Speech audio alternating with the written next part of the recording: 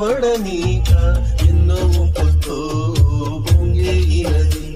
తనే మదిని ముంచిందో ఎవరికి ఎరుక తొలి పరిచయం ఒక తీయని కలగా నిలిపిన హృదయమే సాక్షిగా ప్రతి జ్ఞాపకం జీవించగా చెలి జీవితం వెలిగించగా